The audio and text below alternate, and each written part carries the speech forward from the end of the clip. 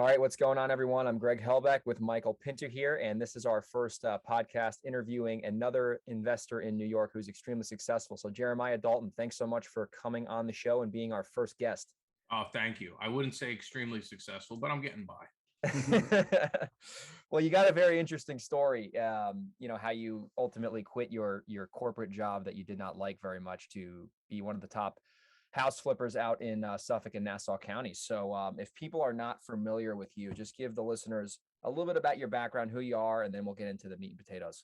Yeah, sure. So I was working as an attorney. I was working for a labor union.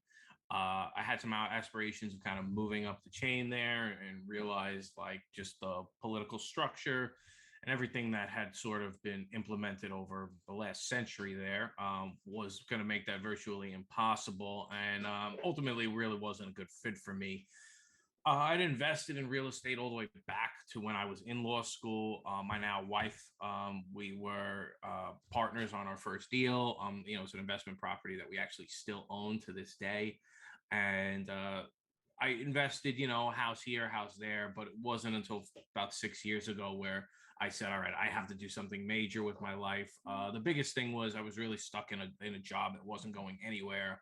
I wasn't doing things to the potential that I had. And so it was really, really important for me because we were, on the verge of having children that I pursue something so that my kids could see their dad going after what he always wanted to do.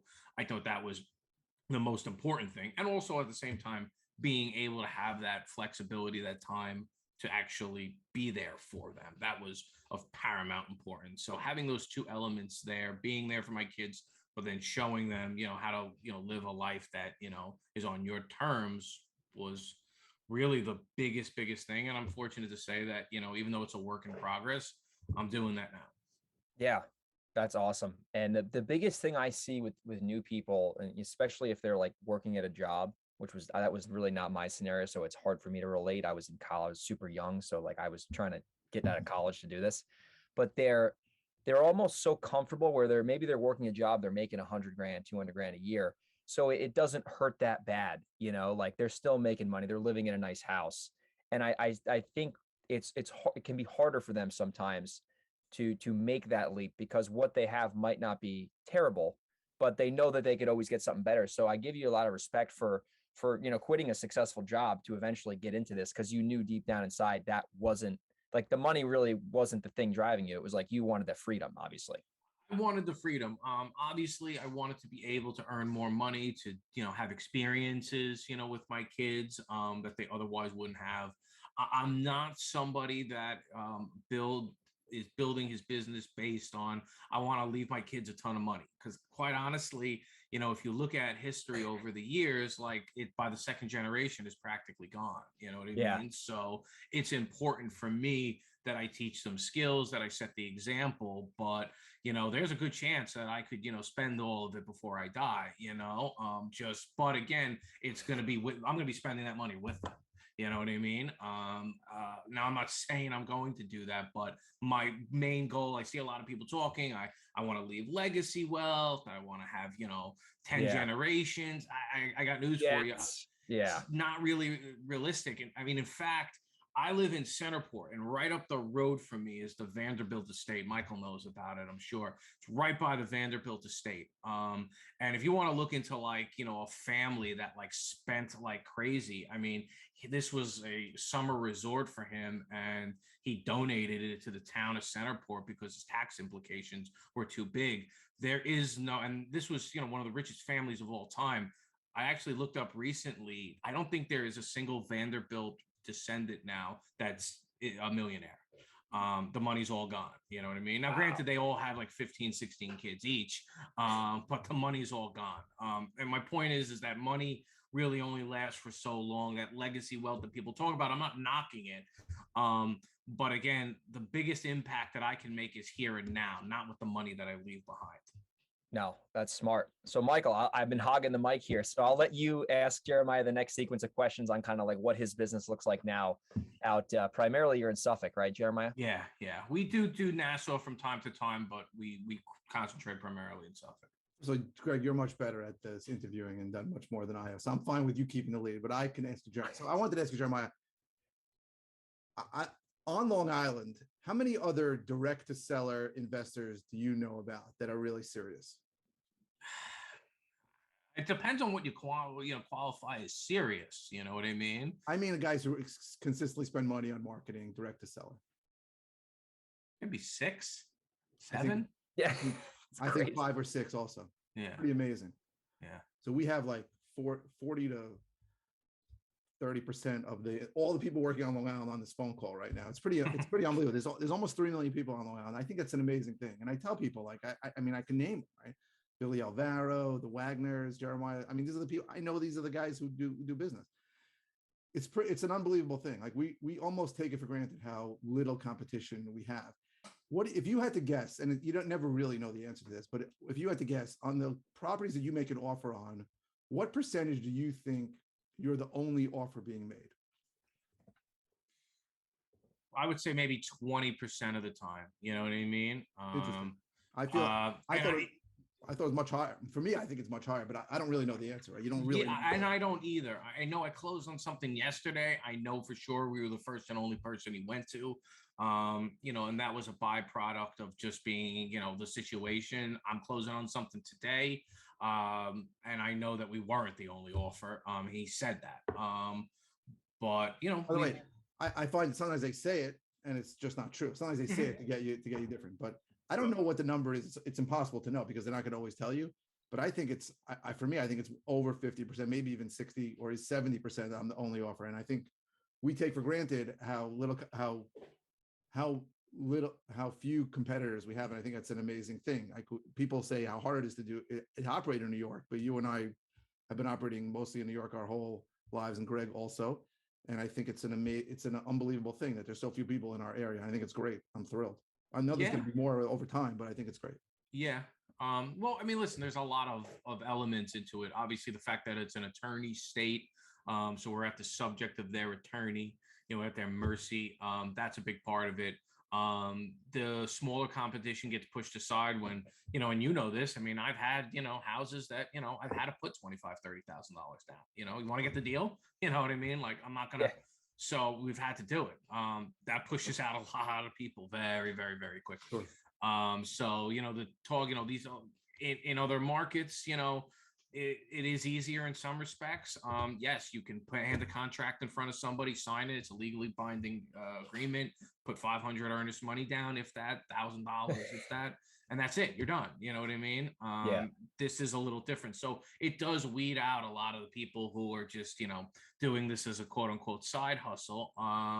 But of course, it takes some real money to operate here. And I didn't, I was fortunate because I was working and building my business. So everything I was making on my flips, I was just putting back into marketing. Right. So that by the time I left, you know what I mean? I didn't have, a formidable marketing machine, but enough that, I could be taken seriously. Sure. Yeah, that's awesome. That combination is an amazing thing where we are. And if you only operate in New York, you don't even know it, but you don't realize how different New York is than the other 49 states and how a real estate transaction takes place here between a seller's attorney and a buyer's attorney instead of between a buyer and a seller like it does in the other 49 states. So as Greg mentioned, and I didn't ask you yet, but can you give me a basic description, an overview of what your business looks like today?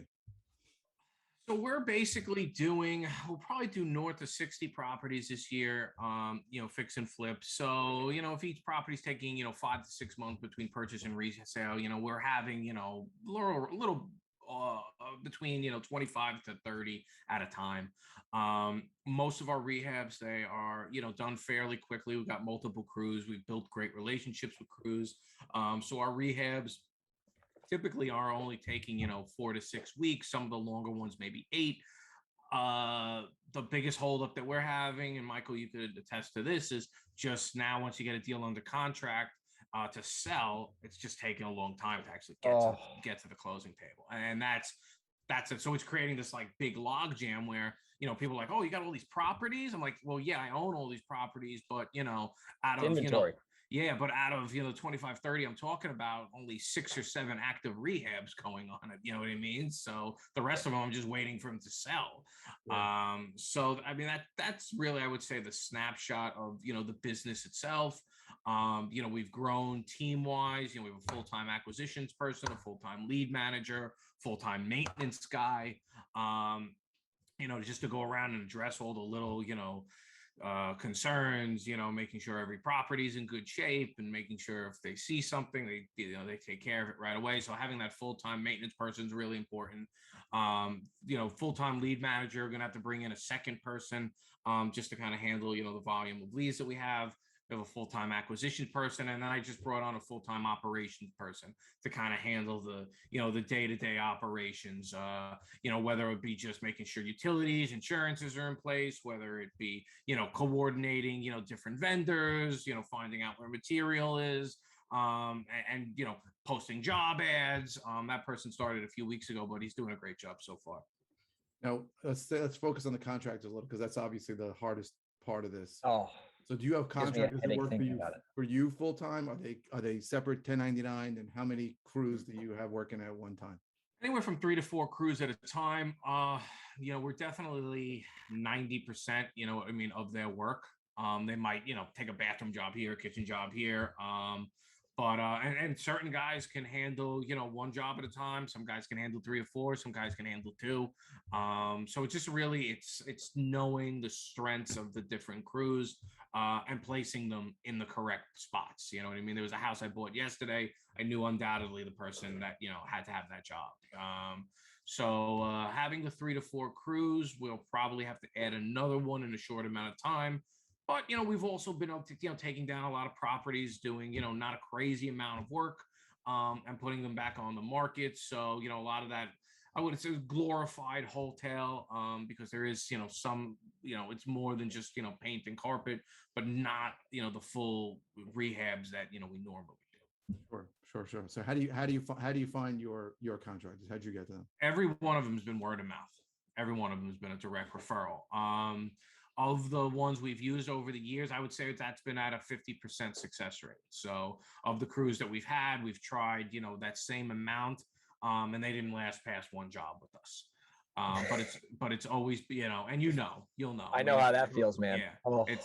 So, and you got to be careful. I mean, one of the things I tell people when you're hiring a contractor, make sure you pick the right house. If you got a house that, it looks like it wasn't built properly, a little bit of a dicey situation, don't start him on that house. You know what I mean? Maybe give him something a little bit simpler, a little more straightforward, something that's more structurally intact. But I've made the mistake of giving full gut rehabs to people that really it was too much for them to handle, and to be fair, the house wasn't in great shape, and unfortunately they didn't last, and it got ugly. It can get ugly. I made those same mistakes for sure. Same. Yeah. I've found with rehabbing, like I think I learned this from Michael, but I remember he said it after I've experienced it. It's like you got good, cheap, and fast. You got to pick 2 out of 3. You got to pick 2 out of 3. And like I don't mind now paying a little bit of a reasonable premium. Like I just did a 4-unit property and it was a mess, and like the thing doubled and whatever. But he was good and he was fast. I paid him a little bit more, but I knew that going in, and I have friends who rehab in my area, which is not too far from your area, and they're like getting these guys so cheap, but they're just getting killed with the timeline. And I'm like, dude, like your time is worth more than babysitting a guy who's saving you $2,500. Like you don't even have a tenant in that property yet, and you're still trying to go with a cheap route. Like it doesn't make any sense. It doesn't. It doesn't. Now, listen, I mean, that comes back to, if you buy the properties at the right price and you have the right spreads and you can afford to hire the right person, do the job the right way, list it for the right price where it's going to have multiple offers. And then those multiple offers, you can pick the best offer with the best terms. I mean, it's all kind of, when you trace it all back, it all goes back to buying at the right price, which is why and Michael the same way, like REOs, auctions, you had to walk away from that because there was no way to make money. You could still make money doing that if you're a guy that's going to do 1 or 2 a year, and maybe you're a contractor yourself. There is some opportunity there, but for purposes of scalability of a business, you just were never going to be able to buy at the right prices. Yeah, Took for me sure. took me 4 years to realize that. For the first 4 years I was in business, I was only buying at auction, online auctions, and then I finally spoke to someone who said, like, you're never going to be able to buy it at a deep enough discount if you want to wholesale. Yeah. And you're not going to buy a deep enough discount. Even if you want to rehab it, you should get it at a deeper discount. And you got to go direct to seller. So Yeah. that was 5 years ago. I wish it was 9 years ago. That's interesting. So Jeremiah, the thing I've seen with your business is that you do direct to seller marketing, but at the same time, you're rehabbing all these properties. So my question for you is, have you ever wholesaled before, or at least did a little bit? And then like, obviously like you like rehabbing better. So like, what is like your experience with wholesaling? Because a lot of people in New York, they have a tough time wholesaling because it is a lot different than Well, North yeah, I mean, Carolina. attorneys don't make it easy. In the situations where we have wholesale, we were fortunate that the attorney allowed us to assign it. Doesn't happen a lot. Michael, I'm sure will explain that part of it a little bit better. Let me stop you. You once took a deal from me. You didn't do anything wrong, but I had a guy in Huntington, South Huntington, crazy seller, and the guy looked like he was homeless. I made him an offer and he accepted it. It was a negotiation, but at that offer, I knew I had to rehab it. And for some reason, I was just stupid and I pushed him on making it assignable. I don't know why. I guess I figured there was a chance I could wholesale it. And then he sold it to you for the same price. It was completely my fault. He used some crazy attorney. He found some attorney online for like $400. Oh yeah, I remember this that guy. one. Yeah, no. High Ranch. Yeah, that was the strip club house.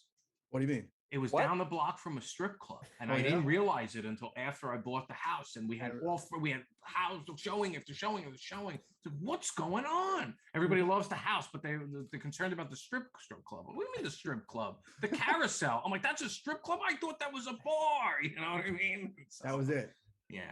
So that was just a mistake I made because I pushed for something that I didn't really need, and he ended up selling it to you for the exact same price. And so for me, I'm trying to push that on most situations because I want the ability to wholesale it if I can wholesale it. But if I was rehabbing, I would never get into it. If I was rehabbing vast majority, I would never get into it and make it a big deal. But for you, if you're taking everything down and rehabbing them, then I think it gets a little easier because a lot of the attorneys don't like to make things assignable. No, they don't. I do know that people will go under contract and they won't allow it to. The attorney on the other side will say you can't assign it, but once everything's clear and you're ready to go, then you can say, hey, we're actually going to assign this deal. And more than not, everyone just wants the deal to go forward. And so they usually, the attorneys don't balk at that. But we haven't encountered that situation that often, so I wouldn't be an authority on it. What situation would you be more inclined to assign a deal instead of closing on it? Like what would geography really more than anything. That's really what it is. You know what I mean? I'll in an attempt to make my contractors' lives easier, if I buy, I put them in clusters, you know what I mean? So right now I'm doing a lot, on like the southwestern end of Suffolk. So I've got a cluster guy and he's doing like that cluster, and I got a guy on the southeastern end, he's doing that cluster. And, so I try to cluster it, but if I notice that there's, something way off, you know what I mean?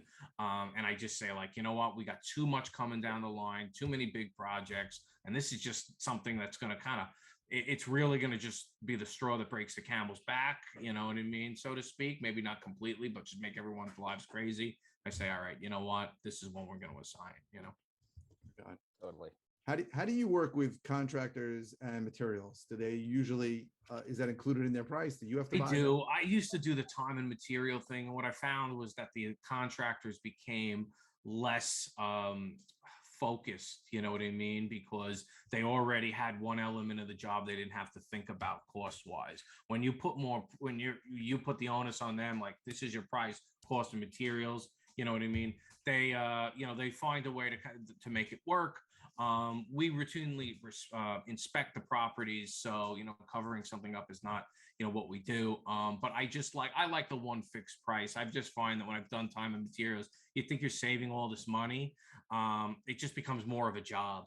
You know what I mean? Yeah. Like at one point a couple of years ago, before I had people handle this, I would have text to confirm stuff, at Home Depot. I'm doing that. I'm still doing that now. I know. And and it's a pain. And sometimes I remember one year it was in the fall, and I was out east with my kids doing a fall festival, and my Home Depot calls me because my contractor may needed to make a $25 purchase. You know what I mean?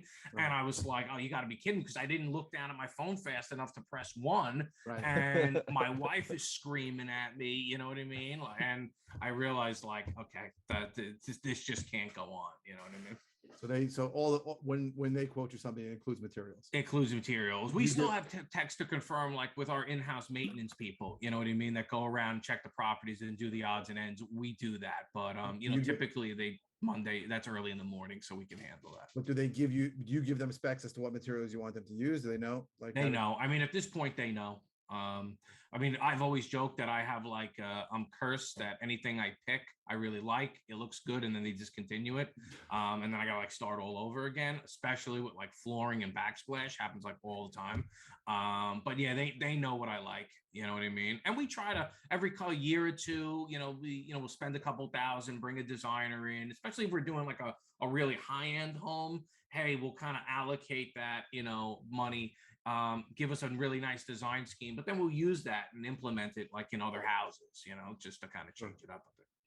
Yeah, no, that's awesome. And I've experienced that, where once again, going with the cheap route, like you pay them by the hour or whatever. And then you're like, I've probably been to Home Depot to buy materials 5 times ever, because I'm just like this, I'd rather just pay that premium or have it be in the budget, so I don't have to worry about it. So another question for you, Jeremiah, is Michael loves this niche. I like this niche too. I'm sure you've encountered this. I want to see what your experience is, at least with COVID being hopefully on the tail end now. I buy properties with tenants inside that are nasty, and I'll keep them as rentals, right? Sometimes in Long Island, that's harder because of the taxes.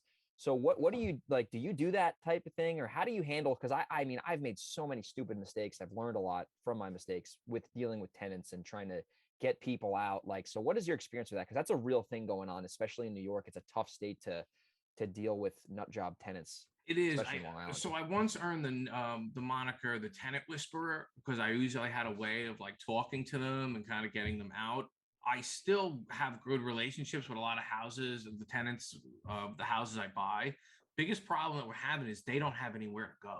Mm-hmm. We're able to make a deal and we can, work it out. And I don't nickel and dime, I mean, let's say they want 10 and I'm at 8. All right. 10's going to get it done, fine.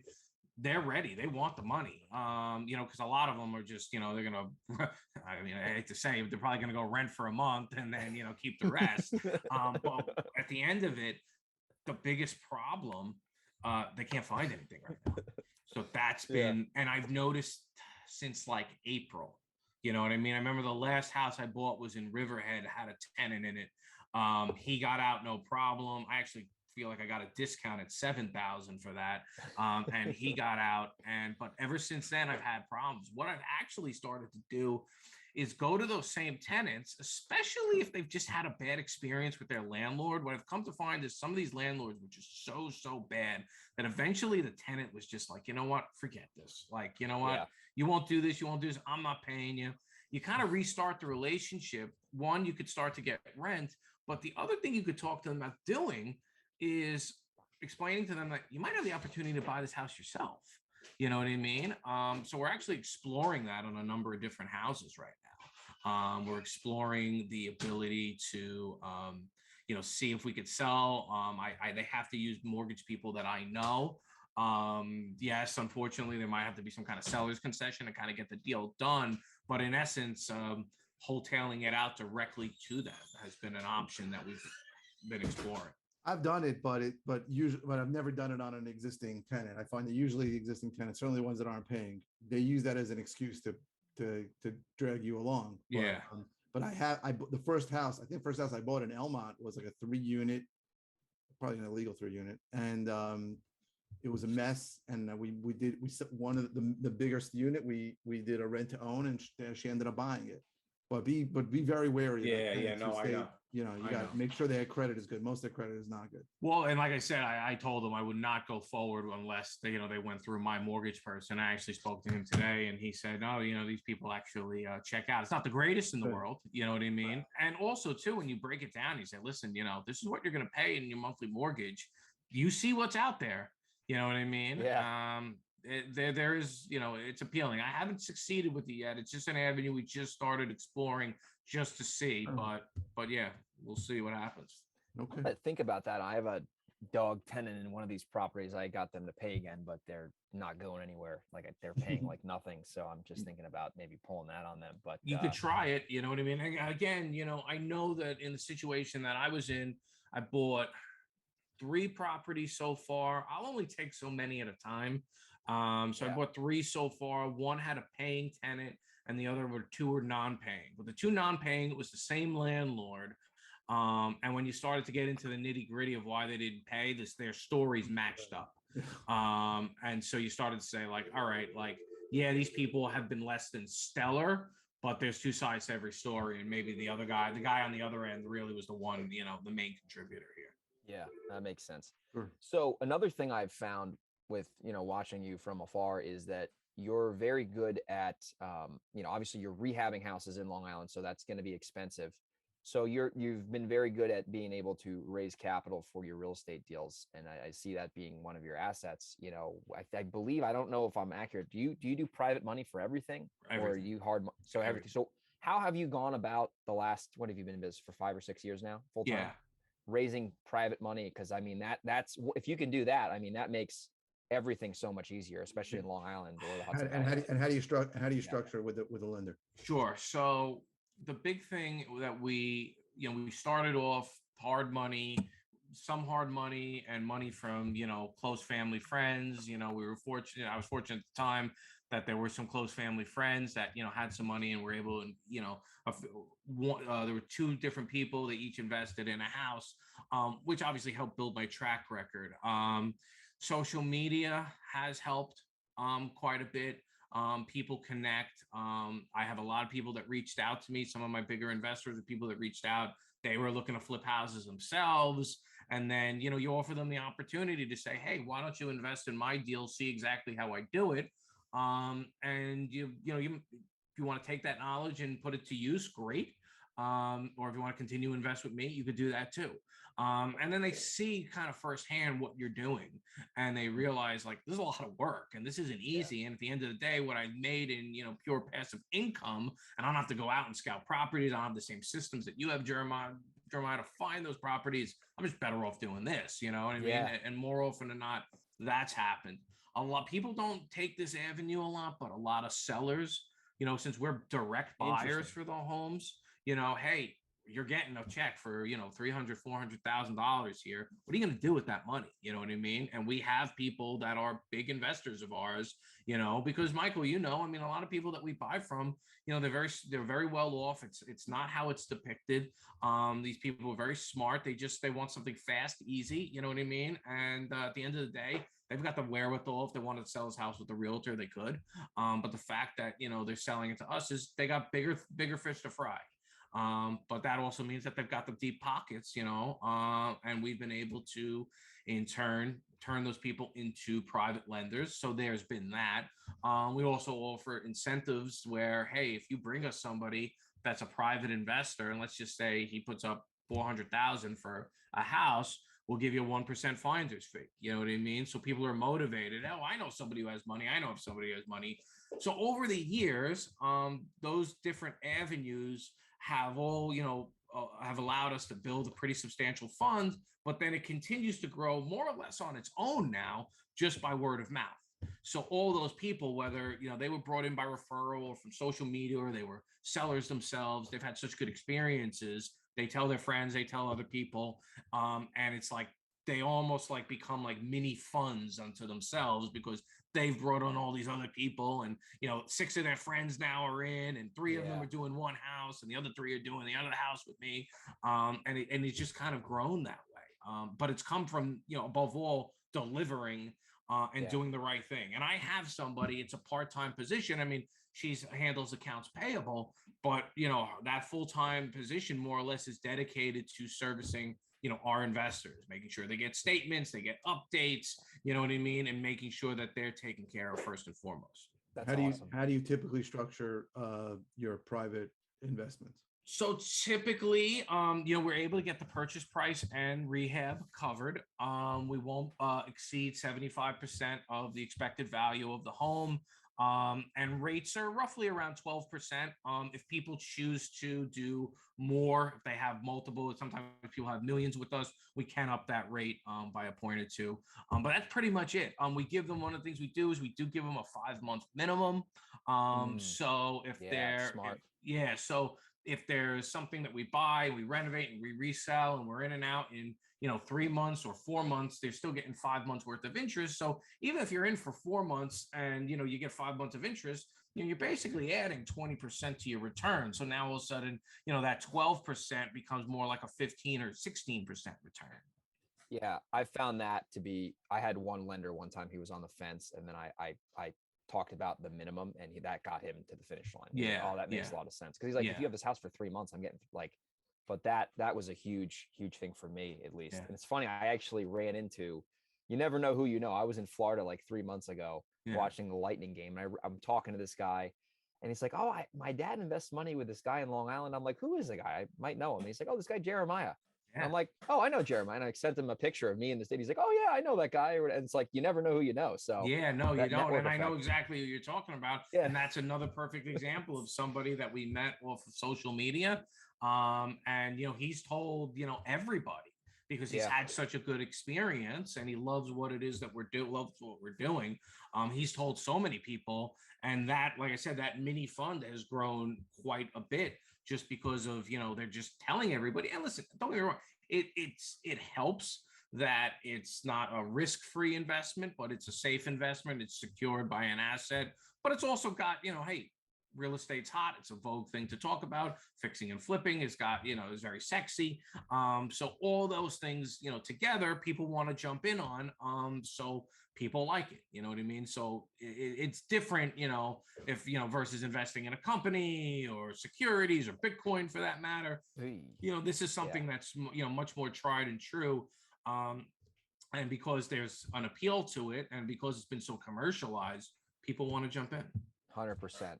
Totally. No, that's awesome. So last thing we haven't covered, as in part of this interview is you're doing great volume on Long Island. What are you doing in today's day and age to find properties? Because at the end of the day, everyone can agree that if you're doing volume, you are in the marketing business. You're not in the real estate business. No, If you don't have leads coming in, you're done.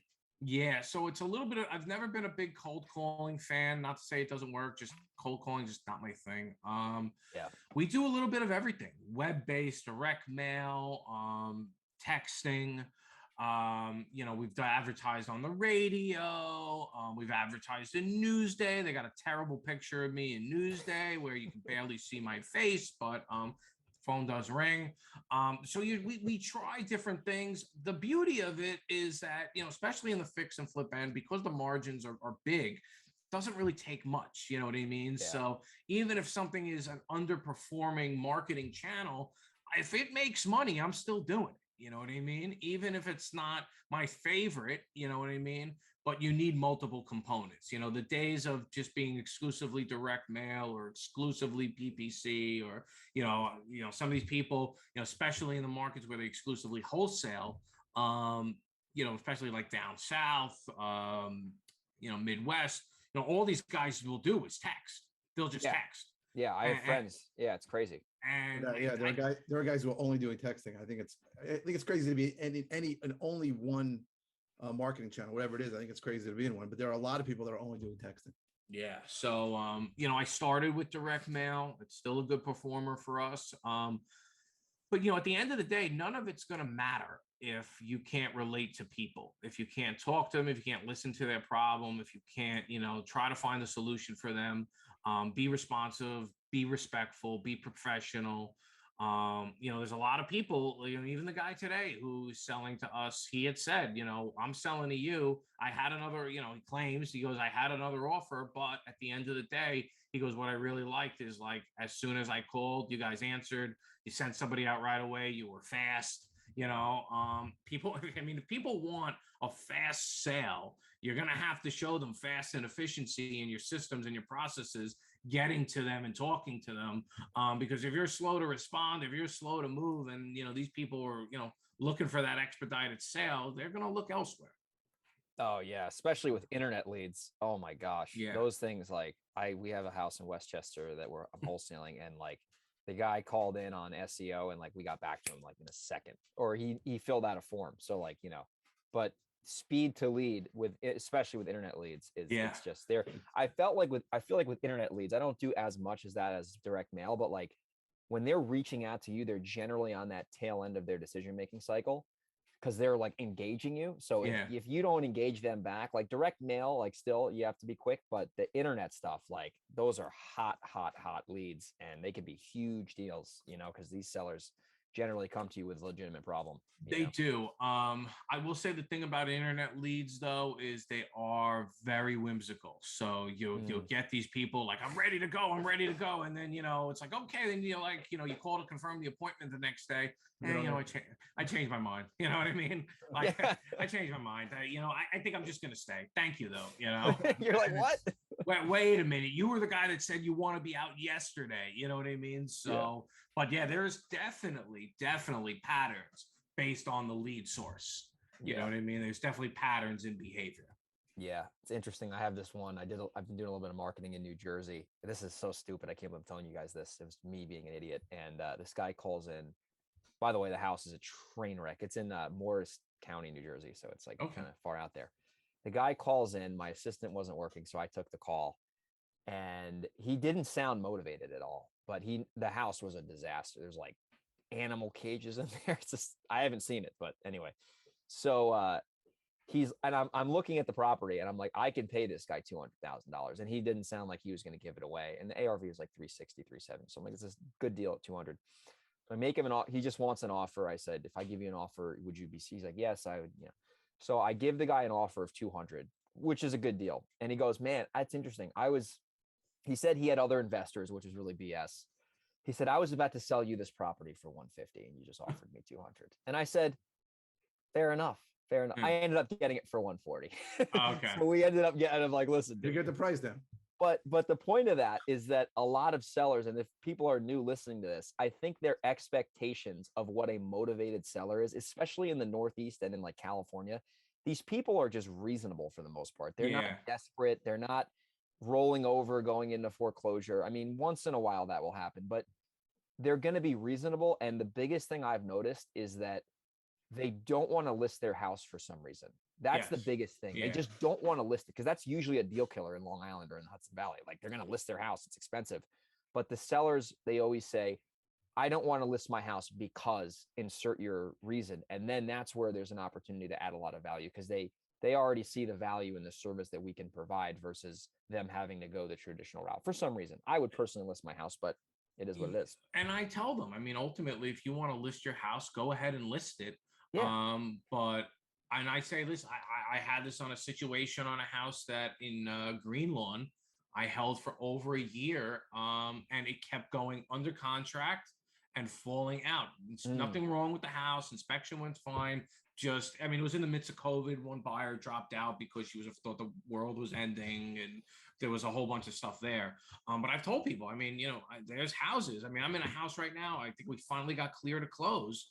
I'm going to be in it for like 8 months. I've been done with the house since February. Second buyer, you know what I mean? First one couldn't qualify. 8 months isn't even that long. I had something in Mastic. It took me like 15 months to get through with it. I fell out of contract 4 times. I went into the contract more. I made more and more money each time, so that was good. But because I mean the market rescued me. But people, I was in the mortgage business for 17 years, so I tell people, whether you realize it or not, on a retail deal, everybody's going to have a mortgage contingency, and that's basically a get out of contract free card. Of course. On 100 occasions in my career, someone called me and said, I changed my mind, just give me a denial. I go, it's real easy to deny somebody for a mortgage, right? A pay stub expires, anything expires, you can just deny them. So people have to understand that. So, I mean, I say to them, if you want to squeeze every dollar out of it, you should list it. Right. But there are advantages to selling it to me. And then I give them those advantages. Right? Yeah. The person I bought from yesterday, I mean, it was a dated house, you know what I mean? But certainly financeable, nice area.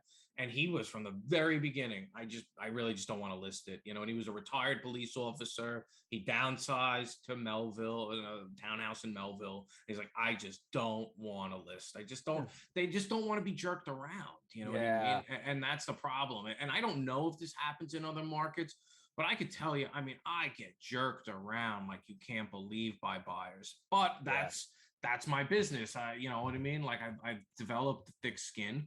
You know, I mean, I have buyers that like, you know, the grass is a little bit long on the day of closing and they're beating me up for a lawn cut for $35. Well, we just cut it last week. You know what I mean? Like it's getting cut tomorrow. Well, I want the money for that. Like, and there's certain people who are just like, I don't want to deal with that. I'm not I past that point in my life. Thank God. Thank God there's a lot of people who don't want to deal with that. That's why we have a business. Exactly. That's so true. Hey, as we wrap the show up, Jeremiah, I saw something you were doing on social media. This is, I'm assuming you have it now or you finished it. Did you do a new construction project out in like Sound Beach or something like that? Yeah, we did. So yeah, we bought it. It was just like it was the shell. And we took over the shell, and it was a foundation framing. That was it. Nothing else. No utilities run to it. Nothing. And so we took over from that point. House was a blast to do. One of those ones where, you know, we spent a lot doing it, but you know, we got a good price for it. It was a fun project. What have you noticed? Like obviously you normally just do fix and flip. So you're buying into an existing problem versus almost building a house. Like what are the differences you've noticed from doing like basically a new construction deal compared to your renovations? Well, I mean, it's easier, certainly. It's definitely, I've heard that. Yeah, it is easier. By the same token, though, it makes you grateful because, you know, the cost to run electric to the house, the cost to run water to the house, the cost to do a septic system, they're expensive costs. You know what I mean? So you take those for granted when you buy a house, but you don't realize if I had to do all this would really, really add up. So it's two-edged. You know, if you could buy land at the right price, new construction is great. You know what I mean? It's easy, it's straightforward. You don't have really many questions, and you know it was fast. I barely had to go there. The project came out fantastic, but you have to understand, like, it's not cheap to build new. Yeah, especially now with the material prices, it's crazy. So, listen, I want to definitely respect your time. You know, you've been very generous and very helpful in this interview. So, if you had to give some parting words to an aspiring or a successful New York real estate entrepreneur, you know, what would you tell them, you know, about your experience so far doing business in New York? Because that's the whole, like, you know, theme of our show here. So the biggest thing is you have to be prepared to close on the deal yourself. I don't mind the people. Such good information. I don't mind people who wholesale. What I do mind is people that give, you know, other people like ourselves a bad name where they tie up a deal. And then they're trying to get out of it. They can't close. Yeah, and you can't close. So you have to be willing to do that. But I mean, I think more importantly, and I see this all the time, I say this on a lot of podcasts, and I was like this for a while. There's people that are just professional event goers. They read a million books, they go to all these seminars, they watch all these YouTube videos, and that's great. Professional students, you know, and they just never do a deal. And I could tell you that, like, you know, 20%, if that, no, I mean, 10%, 5% of what I know came from books. The rest of it came from experience. It's good to have. It's a nice little base. You know what I mean? But I mean, literally when, you know, building, you know, if you compare it to like building a house, I mean, I wouldn't even call it a foundation, you know, doing all those things. It's even less than that. You got to do a deal. You have to actually go through the process. And I can tell you, and I actually did it today. It's funny because I was driving through an area and I drove by my first house that I flipped. I hadn't been there in years.